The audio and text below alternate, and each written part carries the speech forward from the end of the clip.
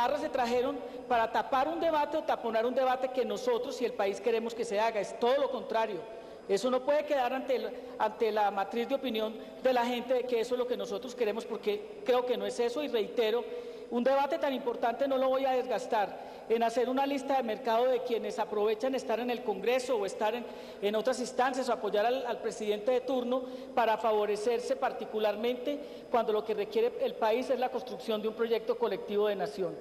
Yo simplemente, para avanzar en el debate, señor presidente, quiero decirles y quisiera leer unas cifras muy rápidamente que fueron inclusive miradas aquí en un pequeño video, que simplemente muestra la crisis que está viviendo el mundo por hambre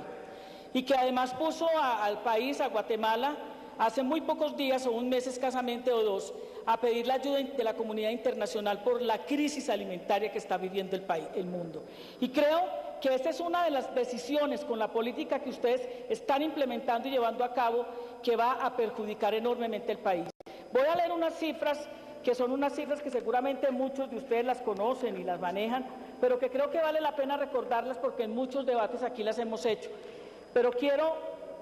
recordar que el 81% de personas en el campo están en situación de pobreza, un 40% de esas personas en situación de miseria. El 70% de los trabajadores campesinos ganan menos del salario mínimo, y esto además con el ministro de la Protección aquí lo hemos discutido muchas veces, de lo que fue la reforma laboral, la 782, que no generó ni los empleos y que además precarizó la mano de obra no solamente en el sector urbano sino en el sector rural. 8.3% es la tasa de desempleo a septiembre de este año, que corresponde casi a 400.000 personas en el campo. Hay 6.500 hogares campesinos sin tierra, 2.250.000 hogares que tienen menos de 3 hectáreas de tierra y que representa, ministro, el 58% de los propietarios. 5 millones de hectáreas fueron prácticamente arrebatadas a los campesinos y a las campesinas de este país, producto de la guerra que se vive, pero también producto de un proyecto, de un modelo de desarrollo que se afianza y que se afinca en el fenómeno paramilitar en el país y que creo que no es desconocido para usted. Y 385.000 familias han abandonado el campo producto de esa guerra y del desplazamiento en los últimos años. Ministro, hay una cosa que siempre a quienes llevamos hace mucho tiempo haciendo política en este país nos ha llamado la atención. Yo me acuerdo de un país, senador Artunduaga, donde nosotros veíamos a la gente produciendo comida en el campo, con dificultades, con irregularidades, pero lo que tenemos hoy realmente es muy preocupante y es un modelo que se consolida a partir del 90, cuando se plantea toda la política de privatizaciones, de apertura económica y cuando se habla de la reconversión industrial. En el año 2002 nosotros importábamos 6 millones de toneladas de comida. En este año, representante a la Cámara Gema, estamos importando 10 millones de toneladas de comida y solamente exportamos 4.300.000 y hemos aumentado 100.000 del 2002 al 2009. ¿Y ustedes por qué pensarán esto qué tiene que ver? Esto tiene mucho que ver, y tiene mucho que ver por varias razones. Primero, y lo dijo el senador Galán muy bien, esto no es una ley que hayan violado quienes se beneficiaron de ella, no, la ley se formuló y se proyectó con base a las necesidades y a lo que se requería. Y de manera muy rápida quiero decir lo siguiente, el TLC, el Tratado de Libre Comercio, que supuestamente era una de las decisiones más importantes de este gobierno para movilizar la economía, para poner a los productores y a todos los empresarios de este país a intercambiar.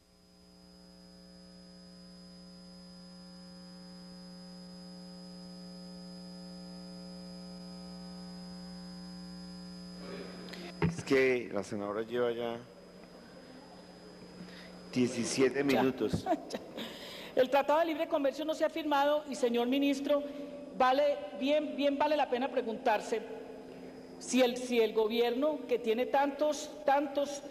asesores, tiene tantos técnicos, no podía configurar un escenario de futuro que le permitiera darse cuenta si se iba o no a firmar ese Tratado de Libre Comercio y si esta política, a través de un proyecto de ley, que entre otras cosas, ministra de Comunicaciones, lo único que le faltó fue que se llamara Ley Jorge Eliezer Gaitán, porque se aprobó el 9 de abril del 2007, o no sé si la ley rememoraba el debate de las bananeras, que fue tal vez uno de los debates más importantes que hiciera Jorge Eliezer Gaitán aquí en el Congreso de la República y que se asemeja, senadora Janet Griselda, a lo que es la discusión de la huelga de los corteros de caña en el país versus la forma como algunos empresarios, y entre esos el del señor cañicultor, sector cañicultor, se han beneficiado de esta política. Me pregunto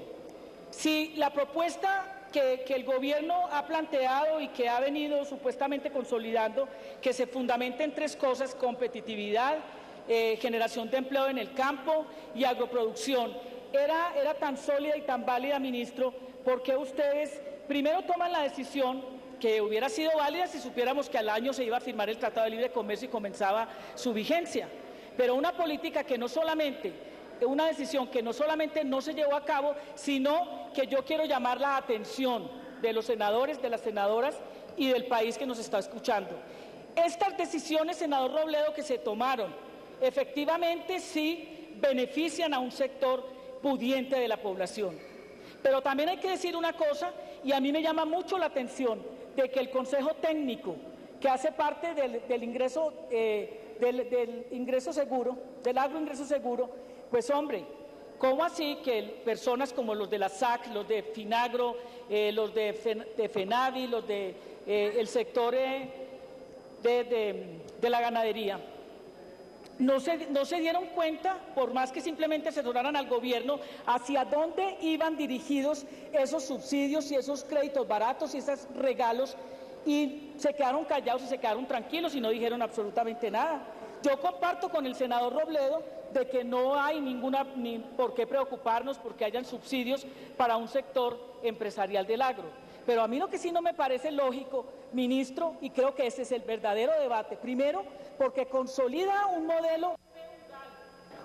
feudal señorial, un modelo no solamente concentrador de la riqueza, sino que ni siquiera nos pone a la par del liberalismo del siglo XIX, sino que nos vuelve una sociedad absolutamente feudal, donde además todos los campesinos y las campesinas quedan por fuera, senadora Janet Griselda, donde no hay ninguna posibilidad de acceder, porque entre otras cosas, aquí lo que se privilegió fueron los agrocombustibles. Yo quiero que el ministro ahorita en su intervención me demuestre si la uva o la piña o la papa Senadora. o el frijol o las lentejas realmente se beneficiaron con estos recursos que se dieron, y si realmente para ellos hubo un elemento importante de la política, que es la reconversión en el campo. Y yo creo que nos vamos a ir a una cosa que yo quiero plantearle al Partido Liberal. Aquí, en esta ley de agroingreso seguro, hay un condicionamiento, pues que para aprobarla uno, que es exactamente similar a lo que pasó cuando se aprobó la reforma laboral. Aquí se generó un condicionamiento de que iba a haber una comisión que le iba a hacer seguimiento a lo que el proyecto o a la que la ley estaba estableciendo. ¿Dónde está la comisión? ¿Dónde están los estudios? ¿Dónde se dice que realmente lo que se buscaba sí cumplió los objetivos? Pues pasa exactamente, y lástima que no esté aquí el senador Avellaneda, lo mismo que pasó con la reforma laboral. Es la consolidación de un modelo de desarrollo que además en este caso es mucho más perverso, porque tiene mucho que ver con el paramilitarismo, con el narcotráfico, con el latifundio y con un modelo de desarrollo absolutamente regresivo. Es decir, uno lo que se pone a ver, ministro, es que Colombia, en lugar de avanzar, retrocede. Colombia, en lugar de consolidarse como un país que puede ser realmente productor de alimentos para toda la región, no se da. Y eso tiene que ver y va de la mano con la comida que se importa y con lo que se favorece. Y hay una cosa, senador Cristo, a mí también me da mucha tristeza que aquí no esté el senador de Santander, el senador Serrano, porque el senador Serrano hubiera podido intervenir en este debate con lujo de competencia, diciéndole al país cómo nosotros cambiamos la vocación alimentaria que teníamos, poniendo en riesgo dos cosas: la seguridad alimentaria y la soberanía alimentaria del país. ¿Sobre la base de qué? De unos agrocombustibles que además han sacrificado los territorios, el medio ambiente, pero que además han contribuido